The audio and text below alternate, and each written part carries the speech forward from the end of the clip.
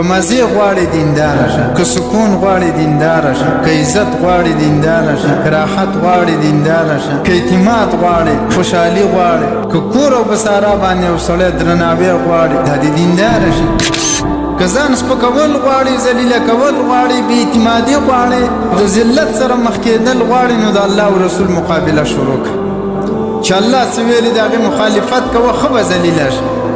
یو ځای کې به دې په دنیا کې قدر نه یقین وکړه چې کافران به هم د قدر ونه کړي. کافر د الله دشمنان به هم درته سپک ګوري چې د خپل رب مخالفت کوي. ځکه ته مسلمان او د خپل رب مخالفت کوي، ته مسلمان او په خپل مذهب او په خپل دین باندې عمل نه کوي. ناعزتمندو انتهایی احتیاط وکړه.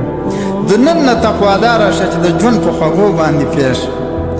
اوس نن د جمعې مانځه نه بعد مثال یا په دې خطبې په دوران کې یو سړی داري ګناه نه توبه وباسي، یا الله ته ګواه اوسه چې دروغ به نه ویم، دوکه به نه کوم، حرام به نه کوم، فراډ به نه کوم، مسلمان عزت مال به نه لوټ کوم، غیبت به نه کوم، حسد به نه کوم، غلا به نه کوم. انشاءالله چې نن نه به دې ژوند بدل شي. د خپل پیغمبر صلی الله علیه وسلم مخالفت پرېږده.